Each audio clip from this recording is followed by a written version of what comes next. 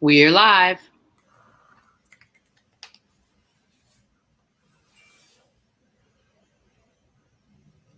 Hi, good evening. Steve Adler. How you doing? All right, let's go through some of the numbers today. Let's talk about our hard-fought wins at this point. Let's talk about the risks that we face and how we use the capital that as a community we've been able to drive. But first, let's begin with the numbers. Here's the chart today, 37 admissions. Boy, I tell you, it wasn't that long ago that we popped above 100. The 7-day moving average is 41.3. That gets us down to the kind of the bottom edge of the orange zone. Dr. Escott, we could be below 40 here tomorrow, potentially. So Dr. Escott is beginning to talk about what are the kinds of behaviors that we're looking at. But part of that is the conversation I want to talk about in just a second in terms of how we use this really good work that our community has been able to achieve. But there's the number 41.3, 7-day running average. You look to the right side, the number of new cases today, 235. Looks like we've had several days now consistently in that number. That's really good. Doubling time at 71. That's, again, one of it's so much higher than the 15 or so we were at, a month ago. The mint colored numbers in the middle, that's the 7-day running average for hospitalizations, 400. Tonight there's 371. So again, even while that hospitalization number continues to drop, our actual number continues to be lower than the 7-day average. ICU 7-day average 142. Tonight we have 128 people in our ICUs. On ventilators, 7-day average 100. We have 89 people tonight on ventilators. As you can see in that graph in the middle, that we had this incredibly fast rise. That fast rise that you can see there happened in like 4 weeks. If we hadn't been able to stop it, we would have been busting through the red area. We'd be in the black area above the red area. We would have been there in 3 weeks later. But we have not only plateaued, but we have it coming back down. We need to try to hold on to that. And then we need to figure out how we want to use that capital that we gained. Let's go to the next slide, and let's take a look at this. Is also on the City of Austin dashboard page. In this dashboard, the green numbers in the middle are the daily numbers. I just compared those to the 7-day running average. Total number of cases, we have gone over 20,000 confirmed cases in the City of Austin, 20,000. We have the number of people that are deceased, that died, 264. That's 9 more than we had yesterday. One of the cruel things about this virus is that while you change behaviors, you can bring numbers back down. But the folks in our community that are most susceptible to this virus are really susceptible to this virus. The people in our hospitals predominantly and on our ventilators predominantly. And when you change the rest of the numbers, those people, the deaths in our city stay with us. That number of 264, our number of deaths we have in our community has gone up 44% in the last 2 weeks. The number was 183 on July 15th. Now it's 264. That's a 44% increase in deaths in just the last 2 weeks. This is still a deadly virus, and it's still very serious. Let's look at the next chart that we have. You're all getting used to these charts right now, but I want people to see them. It's what we monitor, and it's what we watch. This is the University of Texas modeler. Remember, we talked about the R naught, the R factor. If we're at 1 or above, the virus is, for every person who's infected, they're going to infect more than 1, whatever that number is. If it's below 1, that means that every generation, the virus ends up infecting fewer people. That means the virus isn't finding as many people to jump from into to somebody else. We're doing a better job of distancing and masking and doing those things. The number right now that University of Texas modelers are predicting for us is 0.61. 0.61. That's among the lowest R naught scores that we've had. The range is from 0.39 to 1.04. The probability of the epidemic is growing 3%, and it looks like we have 41% fewer infections in our community than we had just 14 days ago. With that, with the fewer infections in our community, comes the ability for us to be able to try things that we wouldn't otherwise be able to try. You look at the number as we go down on that chart, you can see that's the same chart that is in the dashboard, except that one's kind of like a cartoon. This is the actual real numbers. Real numbers are in green. The 7-day running average is the green line, and you can see what's being predicted now, and how more and more of the lines, which are the possible things, are beginning to get closer to the numbers we see. If we're able to maintain the things we're doing right now, that number should continue to go down in hospital admissions. And as that number goes down, so will ICUs, so will ventilators. And while there'll be a lag for it, so will be the number of people that pass away. Okay, so I think that those are the charts that we have for today. I want to let you know that the city of Austin is taking a look at what we do from the health standpoint, together with Travis County and the health officials, Austin Public Health. How do we expand contact tracing in a world where the numbers come down lower, and we can do a better job of finding and isolating the virus in order to keep our numbers low, so that we never again squander the low virus levels and watch it rise again. And then also, how do we do testing? We're looking at pooled testing and different kinds of testing options. And one of the things we're looking at is a new home testing option that is in the pilot phase that would enable home testing units to be administered at home. It's helping to limit people having to go out and getting into testing areas. Homebound people or people, transportation limited individuals, could call Austin Public Health nursing hotline, and they can schedule test. You can do that now, actually, at 512-972-5560 to get a test if you're not able to otherwise do that. That home testing is still in the pilot phase, and availability will depend in the future on how it works and what we see, but it's exciting to see. At a 30,000-foot view of the crisis, the United States today passed 150,000 people that died because of this virus. That's kind of like losing the population of Killeen or Midland in just a couple of months. All around us, we see the economic impact of the spread of the virus. The chairman of the Fed today said that the rising number of viruses since May, we went down, and virus coming back up is what's at this point one of the key factors slowing the economic recovery. The more we can keep the numbers down, the more we're able to open things up, and that's why it matters. Austin, as we saw yesterday, an outlier compared to other counties. We've been able to, perhaps it seems, get the numbers down lower than other counties. The total number of cases we had ranked Travis County down at the 15th in the state, even though where Austin is the fourth largest city. We were down to 15th in actual cases. That gives us something that we can in fact use.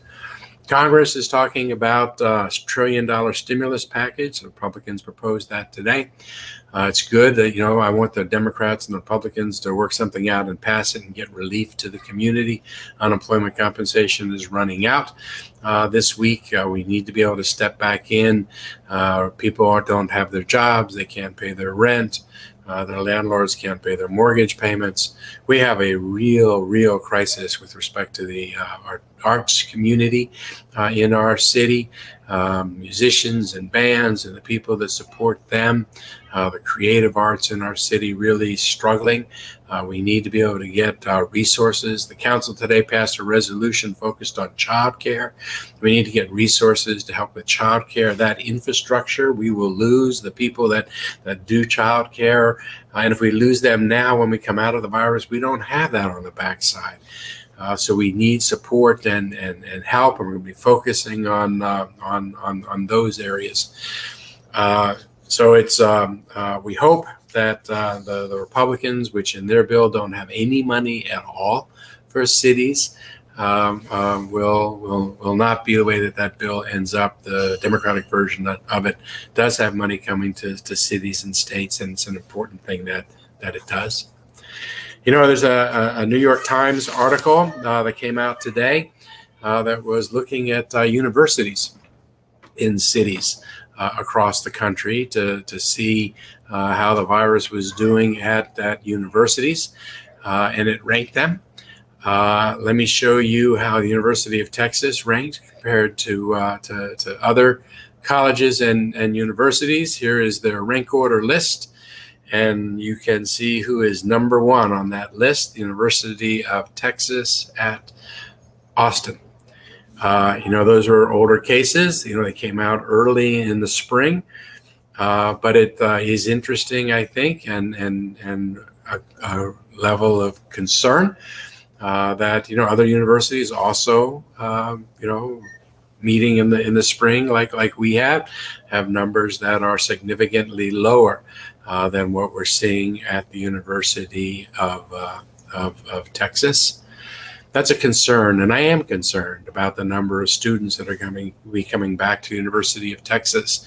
How do we have students come back at significant numbers, even if the university has most of the people learning online, even if it only has 40% of the people in classes? That's still tons of people that are arriving. They're arriving from all over the country, perhaps from areas that have challenges much greater than ours. How do we make sure that when these students arrive, they understand they're coming back to a city that is very different from the city that they left in May? They left the city in May, went home for the summer. When they left in May, they were in a city where people were going to bars and crowds were gathering in Barton Springs. They were living lives, and everyone in this community, many people in this community, living lives in May as they did back in January and February. We saw what that did. It put us on this trajectory. It put lives at risk. The people who are passing away today were people that, by and large, contracted the virus during those periods of time. That's what they left when they left here in May and went back home. How do we tell those students that the city that they're coming back to is different? That in Austin today, everybody wears masks. In Austin today, everybody social distances. In Austin today, people are recognizing they live lives differently than we did in May or back in January and February. I'm concerned about how it is that we convey that message. They also looked at the leagues like the Big 12 and other leagues to see how leagues were doing with respect to viruses and confirmed cases. And I'll just this is that New York Times article. We can see it here. There's the ACC, 47 and 37, and then down in single digits. the American Athletic Conference, 2 at 27 and 13, and then single digits. Look off to the right, you can see Mountain West single digits, Pac-12 single digits, SEC 11 and 10 in single digits. But look over to the left, look at the Big 12, 42, 29, 23, 18, 16, 16, 14. I'm concerned. I'm concerned. These are not rankings that you want to be scoring high in. Again, not a lot of numbers, and I'm not sure you can draw real specific conclusions, but certainly you can raise risks and concerns. If you pull that off the screen, Anita. I'm talking about the University of Texas a little bit tonight because I understand from media reports today that the University of Texas is considering opening up football games here in early September, even at a 25% capacity in Memorial Stadium. That would be 25,000 people. Our health examiner has done a really good job keeping us safe, keeping our ICUs from being overwhelmed. Said today that he thought that football games like that, with those kinds of crowds, were inconsistent with maintaining the health of the community. 25,000 people gathering. The modelers tell us that if you do that, you could have hundreds of people in that crowd that are carrying the virus. If we talk about the virus levels that we have right now in the city, some of the conferences are putting off fall sports until the spring. You look at a lot of the professional sports that are happening in Europe right now, in cities that are further ahead than where we are. They're playing in stadiums without any crowds, but they have the teams playing against one another. And if we were going to open up football, that sure does make a lot more sense to me right now. And the reason I say that is because when we drive the virus levels down as we're doing, and it's not in very many people in the community, that gives us the license to be able to try things that we couldn't otherwise try. It gives us the license, for example, to be able to put more children in school, because it decreases the chances that any of those children are going to show up infected or the teachers are going to show up infected. It decreases the chances that 2 weeks into the school year or 4 weeks or 6 weeks in, you're going to have an outbreak in a classroom and then have to quarantine that class and send people home. The lower we can drive the virus load in this city, the better chance we have of having more of our children able to be in school. We had talked about, 6 weeks ago? I had suggested, hey, what happened if the community was really interested in school? We decided would it make sense for us to actually do something where we were incredibly diligent. Maybe we even return to a shelter in place for 35 days. I said, let's bring down the number because that increases the chances we can then open up schools. Well, we didn't do that kind of shutdown, but what we did was still an awful lot of work, and we brought the virus down. That's going to give us an increased chance to try things at schools. What is the biggest risk for us being able to try things at schools? I'll tell you what I think they are. It's if bars got opened up, because we've already seen that bars have too many people gathering together. It's really inconsistent with the face masking and the social distancing that we want. Maybe bars work if you run them like restaurants where everybody in the bar has to sit down at a table and drink at the table, no milling around, and you make sure that you don't have large groups inside bars, and you maintain the same kind of occupancy limits. I don't know. Bars make me really nervous. I think it's one of the biggest risks that we have. Another big risk is big groups, which is why I'm really concerned about anything. 25,000. I'm beyond being concerned about that. That's such a huge number. I'm concerned about large groups of 500. gathering together, even as the virus starts coming down. But big groups are a real concern. And then I'm also concerned about messaging. You know, it's when government officials and everybody speaking gets aligned in the messaging that you have the best chance of having people do what they need to do in order to keep the virus low. You know, we talked here locally a lot about wear masks, wear masks, wear masks. It doesn't really happen until the governor said, yes, it's mandatory as well. Heck, if the governor was going to say it was mandatory, then it meant something. We're doing this without the president. It would be great if the president was real strong on masking from the beginning. A lot of the country would be in a lot different place than we are now. But it's the alignment of the messaging. It's everybody in our city understanding that we're in a precarious position and we have to do everything that we can. That's one of the reasons why I'm concerned about having football games in the fall with big crowds, because I think it sends the wrong message. How do we have a gathering of 25,000 people if we're still concerned about the virus? I'm concerned about students coming back to the University of Texas, and instead of being greeted with the fact that, hey, you're coming to a different city than the one you left in May, and until we have a vaccine, we're all going to have to pull together as a community to keep the community as safe as possible, and then have like a big football game. I mean, I think that sends a confused message to students who you're going to want to be showing restraint as they live with each other in dormitories and on a class, campus together. So I'm concerned about that messaging for students. I'm concerned that if we don't get the right messaging for students, we'll have students showing up other places and they'll get affected. They'll show up at dry cleaners and restaurants and other kinds of places and potentially increase the virus load in our city, putting our schools in danger. I mean, for me, and everybody in the community makes their own choices about what's important and what you want to do with the capital that we've been able to earn. For me, my highest priority might very well be doing everything we can to be able to open and sustain the opening of schools. And when I see things that put that at risk, then I get anxious about that. If we have the college that's having football games, do we have high schools that have football games too? Are we gathering together at high schools for football games in the fall?